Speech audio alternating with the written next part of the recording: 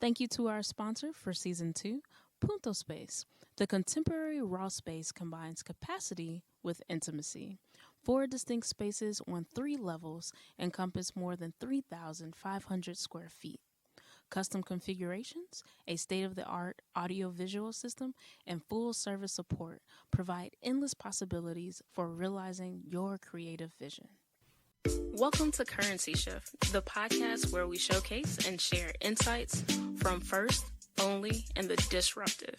These are people who are creating new lanes and carving new paths for women, people of color, and diversity and inclusion. My name is Sade Simone. Let's get started.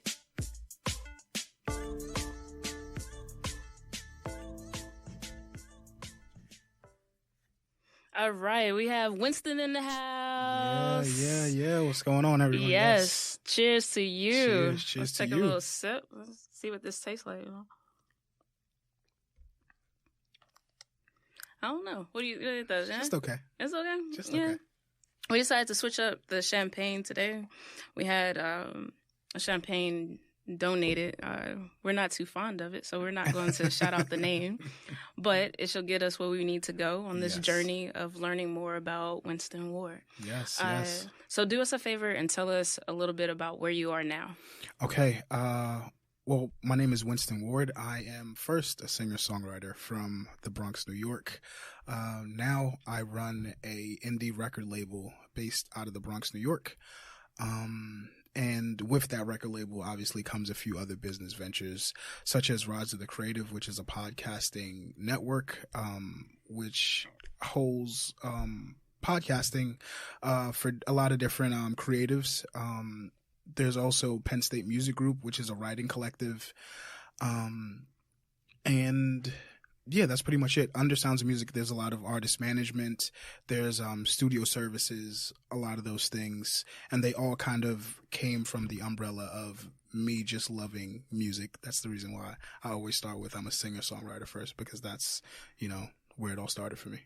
I love it, and I hope everybody caught all his business ventures that he does. Like when you say you find your passion and it helps afford you a certain lifestyle, like he has 4 or 5 different revenue streams or different interests. And I love it. So let's take a step back, all the way back, and let's start from the very beginning. Yes. So when you were younger, what were some of your childhood aspirations and dreams?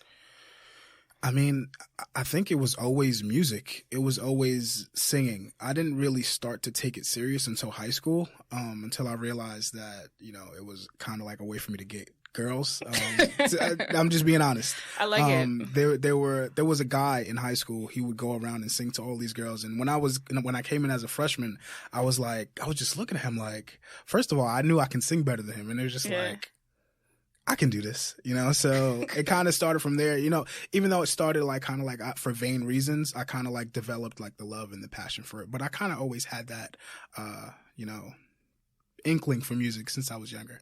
Yeah. So tell us a little bit about, you're from the Bronx. Yes. Yeah. Tell us a little bit about that. I love the Bronx. I love it so much. It's weird. A lot of people from the Bronx don't really like it, or I think anywhere else people don't really like the Bronx, but I love it so much.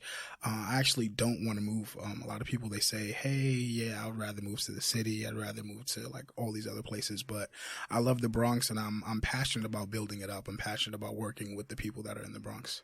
Now, are you the only child? No.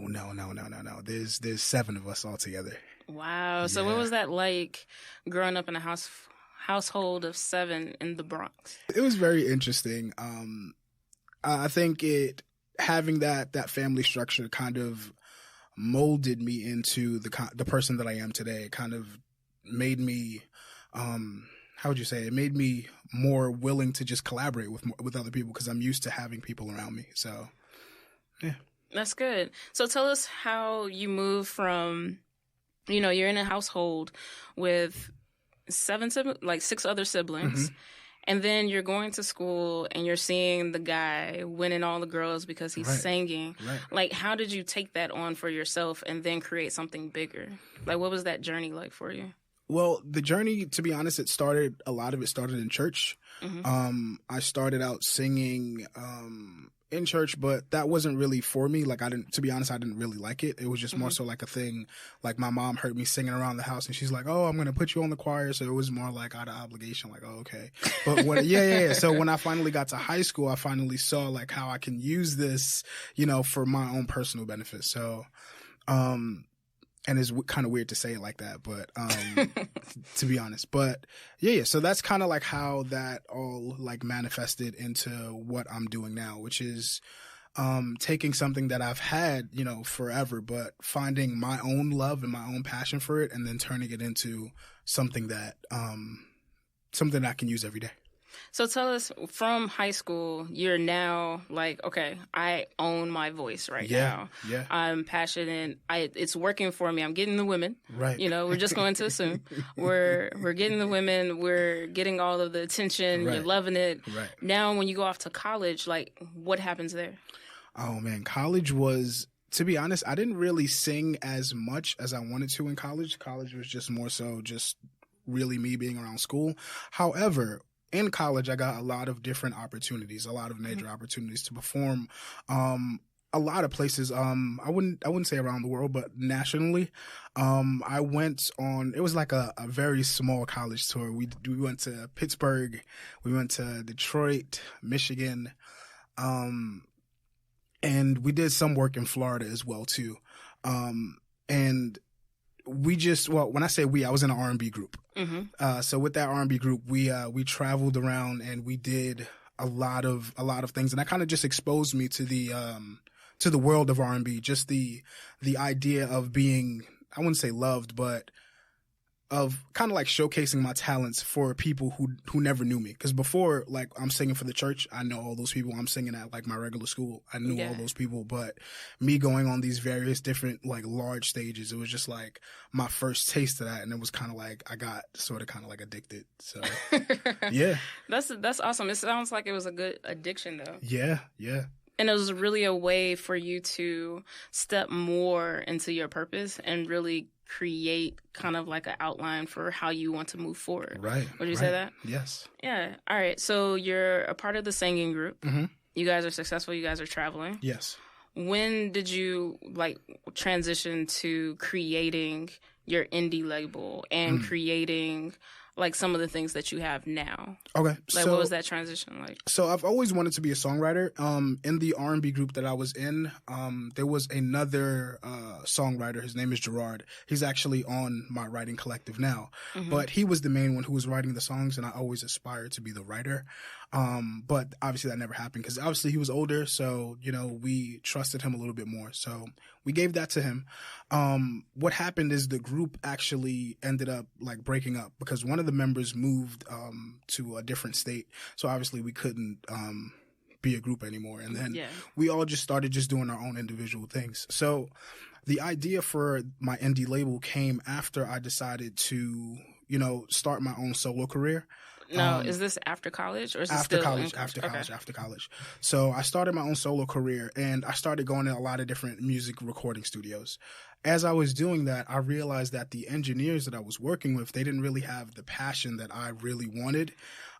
So I learned how to like audio engineer, and then once I took that under my once I added that notch to my belt, other people started to come to me for audio engineering. And then by that time, I amassed like a whole lot of experience and stuff like that. So a lot of people were just asking me for different advice and things like that. And I'm just like, that's when the idea came to me. Why not start an indie label?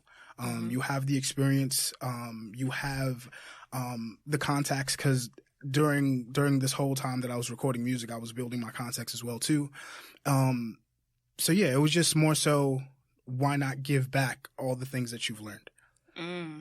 That's really interesting that you speak on the people that you were working with while you were in the studio. You noticed did not have the same level of passion that you had around it. Talk to us about why that's important. It's so important because especially in a field like music, it's very few of us that actually make it out. And I feel like in order for you to be one of those special people to make it out, you kind of have to have people around you who are as passionate, if not more passionate than you are, because there are going to be ups and there are going to be downs. Mm-hmm. So that passion is going to kind of guide you through those times when you're down. I was reading an article the other day, and they were saying that the word passion is derived from a Latin word called pain. Well, not called pain, but it was derived from a Latin word related to pain, and that hit home to me, because it's just like, things that you're passionate about, you're gonna experience pain as you're going through it. Like, all of it is not easy. Right. So that passion is gonna kind of like bring you through that pain. So yeah, passion is extremely important, and having the right amount of people in your circle who are equally as passionate is ultra important. No, I like that, because it's like birds of a feather flock together. Right. I was trying to make an analogy that worked with birds, but I couldn't connect it. Sorry, guys. All right. So I like how you first developed your skill set with your vocal capabilities. Right. And then you started writing for yourself, writing solo, and then you started to develop a technical talent as well. So now you're like a triple threat. Right. You're a writer, you're a producer, song engineer, and a performer. That's more than 3, but you guys get what I'm saying. Some of those fall under the technical. Right. So everything sounds peachy, like your journey from start to where you are now, but the reality of the situation is nothing, all that glitters isn't gold, right? Definitely not. So talk to us more about what you did on those points of struggle. Like, who did you lean on, and how did you maintain your mental health around all of that? One thing that I kind of wanted to just speak on really quick is the importance of just knowing yourself, self-awareness, just because a lot of the times, in those times when things weren't going right, like, I felt like alone. And what I had to do is really like sit down and go within and figure out what is causing me to feel this way, what is causing what are causing these things to happen to me. And then at the end of the day, I realized these things aren't happening because you didn't execute this, or you didn't do this. So it's literally just about being accountable for yourself, and then also just being able to check yourself whenever, things are up or things are down. Just making sure that, things are always just even keeled. I like how you said you have to hold yourself accountable and be able to check yourself. Yeah. That is really, really important, even on a professional level, outside of like whatever you're doing as your side hustle. Because a lot of people practice displacement, right? Like, you're yelling and screaming at the job, and it's not even that serious. And you don't realize that it's something internal, something personal that you're displacing projecting on someone else. Yeah. So I like the fact that you're really going into this message, which seems to be the theme this season, is knowing yourself and understanding yourself, which is good. So even now, is that some of the same things that you practice? Yes. Because you have a full-time job on top of all of the different ventures. Yes. And it's just like, I need to do that often. Like, I practice solitude. Like, I need time to be alone, like, with my thoughts and everything, just to make sure that I am in tune with myself, just to make sure that I'm not overthinking anything, or I'm not overanalyzing something, because those, to me, those things are the root of, it causes the bad things to happen for me. Like, when I overthink or overanalyze, it takes me away from the real things that I'm supposed to be doing, which is executing, Yes, and you have a lot of things to execute. Yes, so I commend you for time management. Yes. First of all, shout out to you for that, because that is really important. So even when it comes to time management, and this kind of goes into the bigger piece of currency shift, like, our main focus is social currency, right? So we want people to understand the importance of it.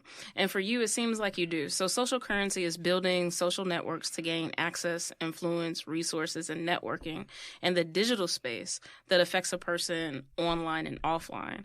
And for you, a lot of your business accounts are hitting or are above 1,000, and your personal is over 7,000. So talk to us about how you use social media as far as like influence, and how has it empowered you? I love social media so much. I feel like it is a tool that is very underutilized, even by myself, because I feel like there are several times where I could be tapping into a much larger audience than I already have. But I feel like social media is something that I feel like once you I wouldn't say detach from it, but once you kind of see it for what it really is, it's just a network. So the way how you kind of like work that network is how successful you're going to become. So I feel like what I have done is I've kind of used my network to kind of leverage I wouldn't say how far I've gotten so far, but I've used the network that I've had on social media to kind of just make everything better, like to just reach people who I wouldn't be able to just touch, here in New York. There's people who follow me from like literally all around the world, and I would not have been able to do that just being here in New York. Yeah, so you're saying that with social media, the platforms that you use between Instagram and Facebook and your website and YouTube and SoundCloud, you're reaching a larger audience than you would if you were trying to network with somebody in person. Yeah. Funny story, though. I put out this thing on my social media for season 2, and I was like, any one of my followers know anybody that should be a guest for season 2? And he slid in the comments, and he slid in the DMs. And I was like, all right. Me. That's what I said. Me. So, like, that's the power of social media. Like, even on my end, I'm putting it out there. But then on his end, he's using it and scouring it and saying, all right, this is an opportunity for me to really like showcase my brand and my abilities, which I have a lot of respect for. And so of everything that you've done since you were younger and you were like, how's this guy getting all these girls? Let me figure out, how I can do that too. And I know I can outsing him. To basically going to college, being on tours and being on stages, to after college, establishing your personal career, to establishing these business ventures that you have. What is one piece of advice, just one piece of advice that you would give yourself on a Post-it note on your desk? Right now? Yeah. Execute. Tell us about that. I felt like during most of my time in like college or even before college, I was really focused on like brainstorming. I was focusing on getting the idea right. I was focusing on, all of these things that are like not that don't involve, it was everything but the execution of it. So I would write out these big major plans and then at the end of the day, I end up never doing it. So for me personally, my mantra, the thing that I'm kind of like adopting is just execute, just get it out there. And then you can kind of, work it out afterwards. Like there's an analogy, like you jump off the bridge and then build the plane on the way down. So as opposed to building the plane while you're on and then taking off, because that can take forever. Yeah, so, it's like the Lego movie. Right. I've never seen that, but never seen that. You gotta watch it, like the Lego movie. I don't know. I don't know if that's gonna make it. I'm being honest. It's really good. That's what he does, the little Lego guy, because he's trying to be a master builder. Okay. All right. Whatever. Animated movies are cool, guys. There's not an age limit, okay? No age limit. Okay. But it fits his analogy. So everybody, Netflix, or, however you receive your content for movies, Hulu, whatever, Lego movie. And you guys will know what I'm talking about. But yes, I do agree. Just leap. Right? Essentially, just do it. Right. Yeah, that's something that I'm implementing now. Yeah. And it's taken me a while to do that because I've always felt like, all right, it has to be perfect. Right. Like, I'm really particular. Even the setup for this room is like, you can't come into the studio until you have your water, your champagne, the coasters, the napkins. Like, it's an experience I'm trying to create here. So, right. And I respect that. I do respect it. But what it was doing was hindering me because I have this notebook full of all these ideas, but no execution. Right. Until 2018, when I was like, you know what? F it. Right. Let's just start executing. Right. So I think that's a good message for everyone out there that's listening when it comes to anything that you have in your mind. Write it down first, but then take that next step and just do it. Just execute on it. Right. Because either you're going to succeed or you're going to learn a better way to succeed. Right. Because that's the way I look at failure. Right. It's just a redirection. Right. Yeah. All right, so we've come to the part where we're doing the speed round. And just the FYI, like, we in the studio and we sweating. Right. We are sweating. Right. It is hot, but it's okay because we're having fun. Of course. So this is the speed round. What I'm going to do is ask you a few questions, and then you just, whatever comes to mind. 0.2 seconds, right? However long you need. I've had some people, I'm just like, all right, we still waiting. But I got you. it's just however you interpret the question as well. Okay. Okay? You ready? Excited. All right. What gets you out of bed? Creativity. Favorite band, artist, or group? That's a tough one. I'm going to have to say Tank and Drew Hill. Yes. Which Drew Hill? Like the original? Original Drew Hill, not the new Drew Hill. Okay, perfect. The 5 They don't count. steps? Right, Okay. right. The Got new it. Drew Hill doesn't count. Favorite drink? Ooh. Hennessy. Hennessy, really? Hennessy? Yes. I don't like it, but it's a drink. To be honest, I don't like any alcohol, but Yeah. Hennessy? yeah, if I had to choose a drink to only drink forever, if I have to get specific, white Hennessy. White Hennessy, the pure white Yes, Hennessy. yes. Nice. All right. Role models. Oh man, there's so many. I can say my mom, for just having the patience, the power, the resilience to just raise all of her kids the way she did. For all of them to still be, here and thriving is an amazing thing. People who I don't know, Michael Jordan, I admire his resilience. I also admire his competitive nature. And to be honest, I have a little bit of that inside of me. The list just goes on, but those are the two main two. Yeah, those are the main two. My mom and Michael Jordan. I can dig that. A luxury item.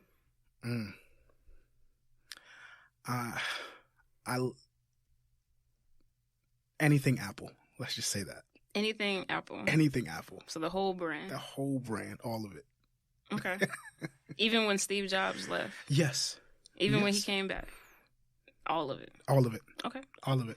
Nice. Favorite food? Pizza. Any particular type? I like them all. Okay. Favorite country to visit? Jamaica. I'm from Jamaica, so okay. I love going there.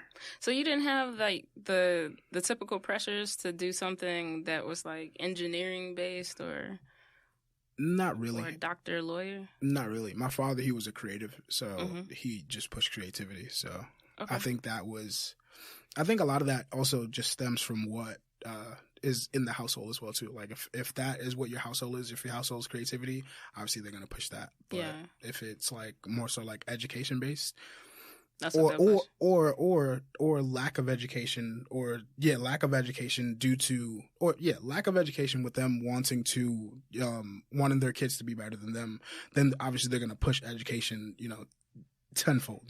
Okay. Got it. Yeah, because that was a big thing for season 1. Everybody was like, no, my parents wanted me to do X, Y, and Z, but I wanted to do something creative. Right. So that's cool. That's kudos to your parents for allowing you to just blossom and grow in your creativity. All right. Best way to give back? Creativity. Just, and as broad as that sounds, I think for me, the best way to give back is to just give back my creativity, whether that's me sharing the things that I've learned in the past or just by me singing and making someone smile. So. Nice. Retirement place? Either the Bronx or Jamaica. The Bronx, really? You're retired? I love that's the Bronx. some real love. I love man. the Bronx. That's awesome. I love the Bronx so much. That is awesome. I think you're one of the few people that have chosen their hometowns. I know. That's awesome. I would not retire in Chicago. Like, I was just thinking about that. Like, dang, would I go back and just retire? I go back to help out, but I don't know if I would retire there. But that's kudos to you. Cartoon. Favorite cartoon? Cartoon. Whatever comes to mind. Darkwing Duck. Oh, he was fly. Yeah. Yeah, with his purple cape. Right. Drama.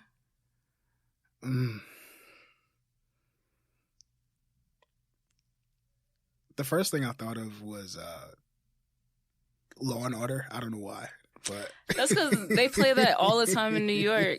Yes. It might be just everywhere, but I've been here for so long, I forget what TV is like in other places. But yeah, they play that 24/7. It's like USA. Yeah. And then on some local station, like, yeah, I had to stop watching it when I moved to New York. Why? Because a lot of it is based in New York. Oh, yeah. And there's a lot of stories that happen in New York, too. So it's just like... Yeah. Like, I read the story in the news. Like, it's crazy. It's crazy. It's drama. It's drama. That's what it is. It's drama. Yeah, but it's good. It's good drama. Yeah, I watch it now because I've been here for 5 years, so I got it now. Like, I know how to, like, walk the streets. You know, I feel like a semi-New Yorker. All right. Comedy. Martin. Yes. Very good. Which character was your favorite character that he played? I really enjoyed just Martin. Oh, okay. I enjoyed the other characters too. I really enjoyed Jerome, but I really just enjoyed Martin. Just his antics. He didn't even have to play none of the other characters. Just his antics alone is just like, I loved it. All right. Last question. What is happiness? Freedom. Explain that a little bit so that people can understand what you mean by that. Freedom is happiness. My definition of freedom is just being able to do whatever you want comfortably. I like that. That's pretty much it. I like that a lot. Is there anything that you would like the listeners to know? The one thing that I will say to the listeners is to never be afraid to bet on yourself. That was one thing that I was extremely scared of. And it still is something that I'm still dealing with. But I think once you start to understand like who you are and what you're capable of, you can do anything. So bet on yourself, get all the skills that you need to get, and just do what you want to do. I like that. Better in yourself and do what you have to do. Right.